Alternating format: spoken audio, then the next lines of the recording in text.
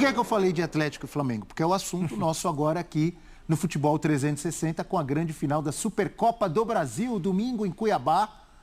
Um jogo que está ficando, acho que mais do que um jogo, viu? Mais do que uma grande rivalidade. Mas não dizem que é mais do que futebol? É mais do que futebol. Já dá para falar que é mais do que a Supercopa. Então vamos ver um pouco, porque o negócio está esquentando, viu, Prats? Vamos dar uma olhada numa nota do Galo, do Atlético Mineiro. O amigo Prats gosta de bastidor, desse... O negócio dele é casamento. O negócio dele é comida de casamento. O Galo tá na bronca. Na semana passada, essa aí é a nota oficial publicada pelo Galo, tá? Na semana passada, quando se definiu Cuiabá como palco do jogo, o Atlético buscou informações sobre locais de treinamento. Para ir 3 dias antes, o ideal para uma boa preparação é que haja campo, academia, equipamentos de fisioterapia, fisiologia, etc. Na ausência de local que atendesse a essas necessidades, o clube ponderou isso com a CBF e comunicou que irá viajar no sábado à tarde, após o treino da manhã, na cidade do Galo, lá em Belo Horizonte, ou na grande Belo Horizonte, acho que é Vespasiano ali. Sim. E aí tem a resposta rubro-negra. Rodrigo Dunchi de Abranches é o vice-jurídico do Mengão. A questão aí é que, além da questão do regulamento, está em jogo a isonomia. Mas vamos aguardar os fatos. A gente não pode se antecipar à CBF. Ela que decide esse tipo de situação. Entrevista do vice-jurídico do Flamengo para o site Coluna do Fla. Porque há uma exigência de que o time chegue 3 dias antes. O Galo está dizendo que não tem um local adequado para treinar e que quer fazer o seu treinamento na cidade do Galo até a véspera da partida e depois viajar. E aí eu repito o que já falamos aqui, acho que semana passada, retrasada. Estamos falando muito mais de local de jogo, de treinamento. Um fala daqui, outro responde dali. Muito mais de bastidor do que do jogo e o negócio está esquentando, Breler. Então, Abel, nesse caso, se pede para que os clubes cheguem antes, né? E como funciona na final da Libertadores, para cumprir todo o protocolo, o ritual, tem a entrevista coletiva antes da partida, tem reconhecimento do estádio, do gramado. Então, os clubes fazem isso com o tempo e até para ajudar a promover o jogo também, a chegada das equipes. E o Atlético alega que foi prejudicado por ter ficado sabendo de última hora de Cuiabá. Diz que não foi informado e acusou a CBF de ter privilegiado o Flamengo com informação. O Flamengo diz que, a partir do momento que soube da indefinição, foi fazendo reservas em hotéis de várias cidades, poderiam ser a sede do jogo, e o Atlético entende que essa informação partiu da CBF e, desde então, um silêncio absurdo da CBF. A CBF não se pronunciou mais, nem para dizer, olha, Atlético, o que aconteceu foi isso, não informamos ninguém.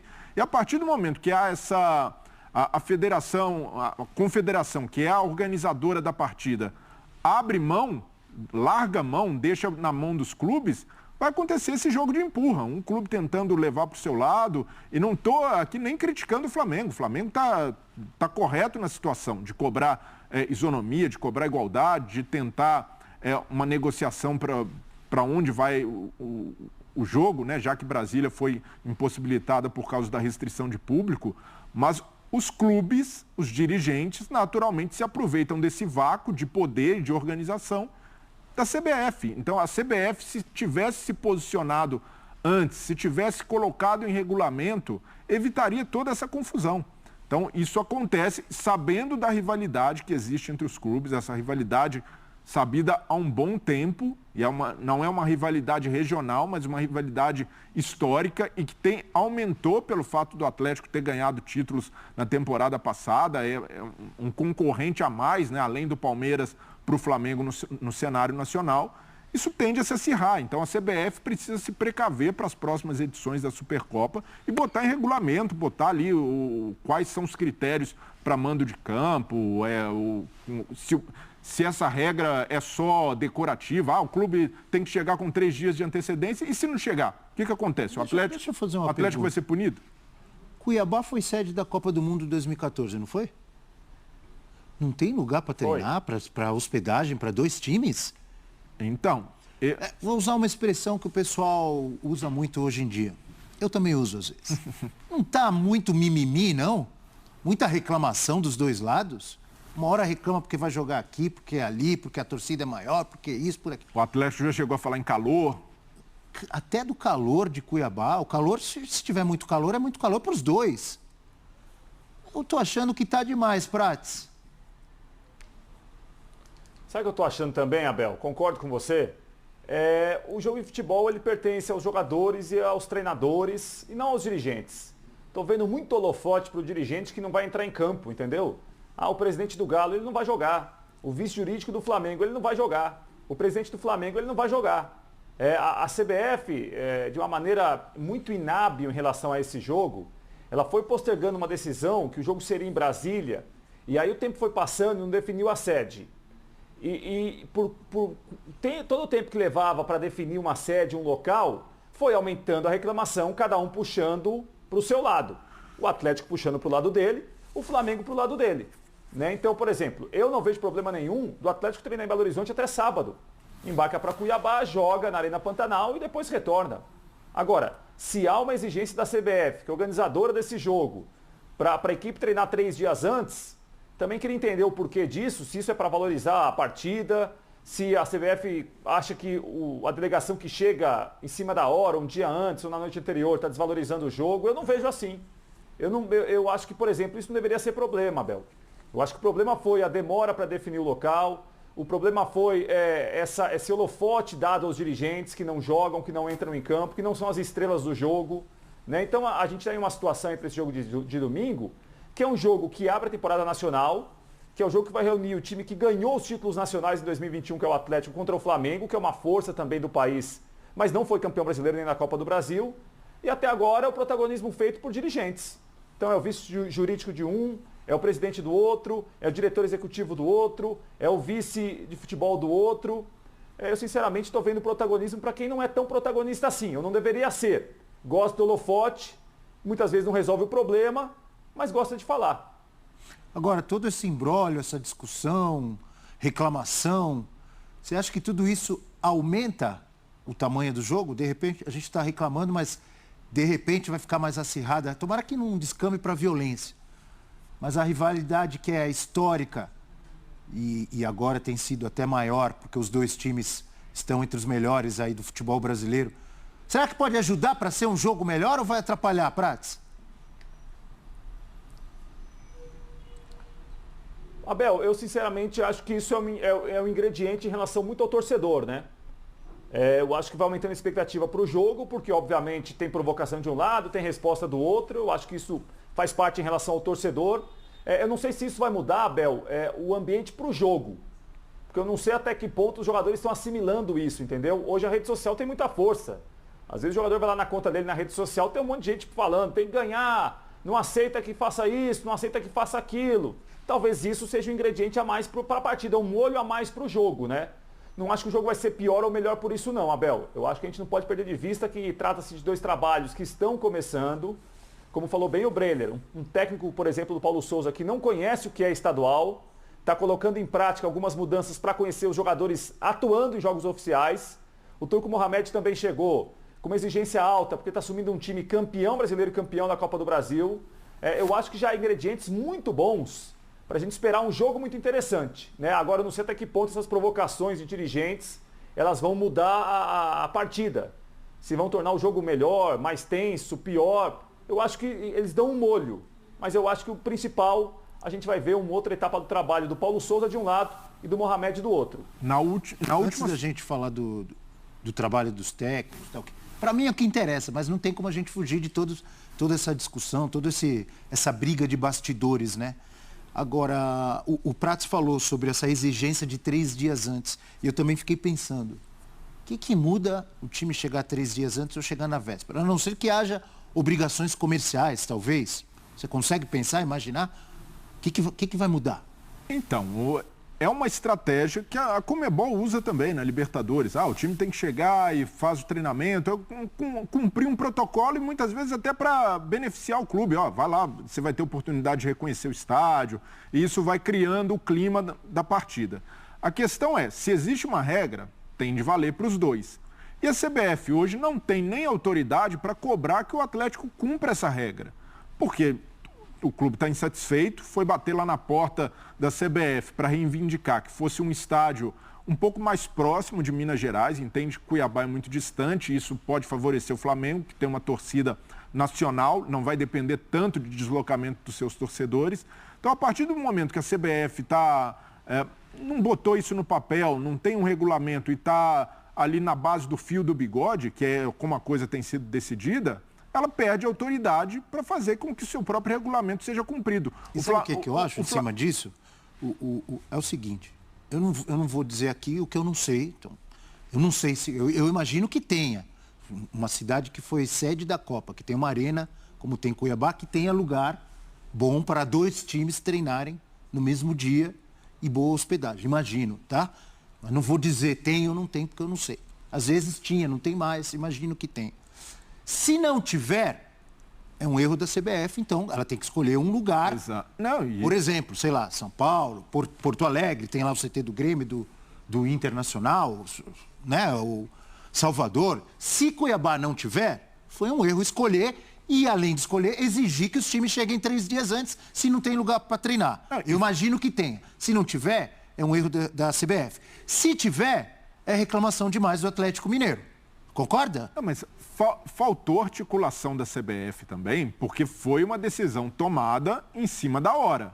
A gente soube da definição na semana passada e é complicado mesmo para os clubes armarem a logística. O Flamengo conseguiu o CT do Cuiabá por ter um bom relacionamento ali de diretorias. Mas a diretoria do Atlético pode avaliar e falar, não, essa estrutura aqui para o meu clube não vai dar certo. Estou acostumado a treinar em bons gramados e é um direito se a CBF não mostra isso antes, ó, a foto do CT aqui, ó, você vai treinar, essa estrutura, tá ok para você, podemos fazer.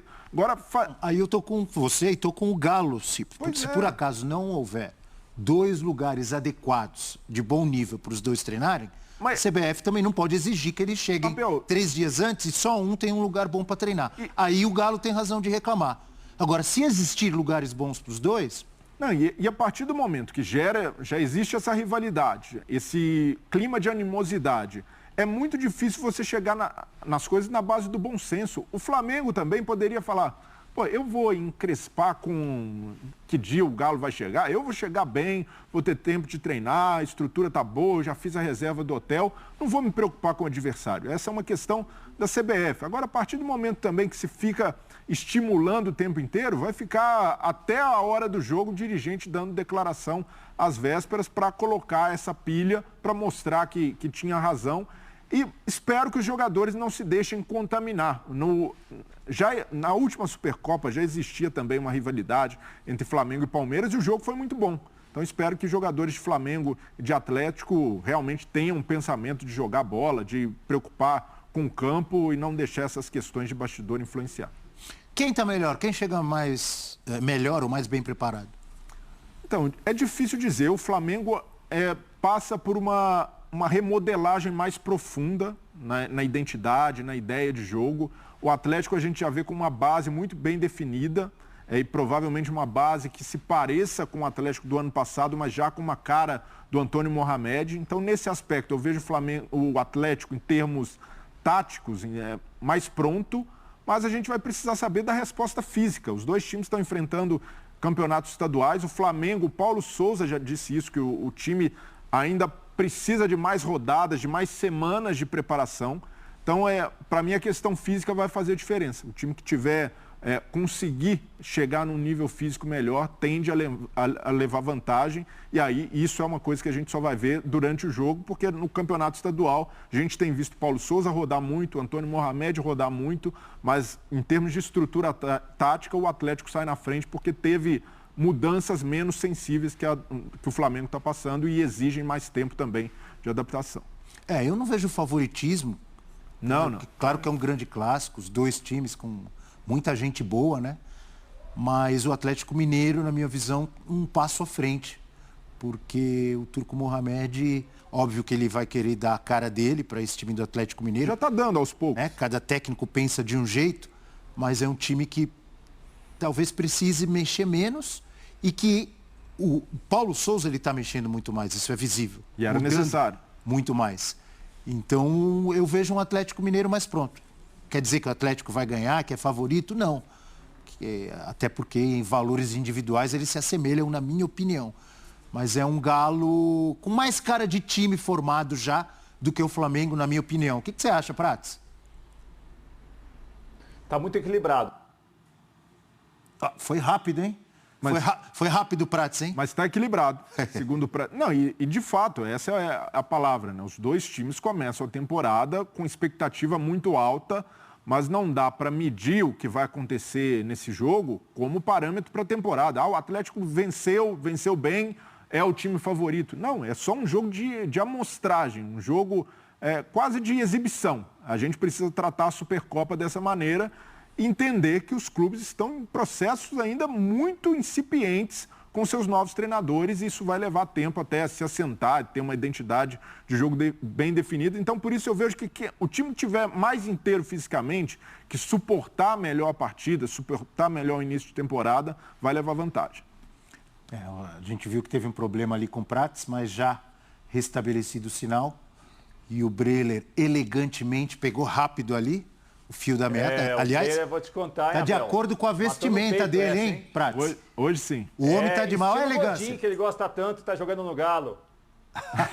Hoje eu estou fazendo o papel de William Tavares, representando a elegância aqui no estúdio. Exatamente. E você está lembrando quem que você falou? Pode falar essa hora da manhã? Quem que você lembrou com essa roupa aí? É o golpista do Tinder. Pelo amor de Deus. Não. Prats, continua o golpista do Tinder? É um alerta. Eu não sou golpista, repito, mas um alerta às pessoas. Há muitos golpistas do Tinder com essa vestimenta, com esse dress code. Tomem cuidado. Perfeito. Mas você está no... Dress code. Não, eu estou fora. Esse Breler não é fraco, não. Ô, Prats, dress code, eu vou te contar. Fala aí. Complete seu raciocínio, porque... Abel, então é o seguinte. Eu imagino o jogo de domingo com equipes chegando em momentos até meio parecidos, né? Porque o Mohamed, quando estreia pelo Galo, aquele empate do Atlético contra o Vila Nova, pelo Campeonato Mineiro, o Mohamed deu ali um prazo de 3 semanas para avaliar o elenco na mesma condição física. Ele falou o seguinte: a partir de 3 semanas vou definir o time titular, porque eu acho que em 3 semanas vai estar todo mundo muito parecido fisicamente. As 3 semanas acontecem agora, no meio dessa semana, né? Então, assim, a gente viu o Atlético no jogo mais difícil da temporada até agora, venceu o América com um segundo tempo muito bom. O Keno entrou muito bem no jogo, o Atlético realmente dando de novo a impressão que vai ter de novo a temporada muito boa para brigar por títulos, né? Então, assim, é um Atlético muito forte, que o Mohamed chegou há pouco tempo e me parece que tem uma preocupação física ainda com o time para também depois exigir tecnicamente o que ele quer de cada jogador. Mas é um time muito forte. E o Flamengo, como vocês falavam, né? Um treinador que trabalha de uma maneira diferente da que estamos acostumados no Brasil. Paulo Souza ainda observando jogadores até em funções diferentes.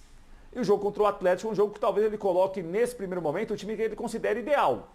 O que eu acho que a gente pode adiantar do jogo de domingo agora é o seguinte: o Atlético vai entrar em campo, o Flamengo que vai entrar em campo, nesse momento seriam os times que jogariam, por exemplo, uma final se estivéssemos aí numa final de campeonato, né? Então, assim, é o Atlético no melhor momento, ou é o melhor Atlético fisicamente que vai jogar domingo, contra o melhor Flamengo fisicamente que vai jogar domingo.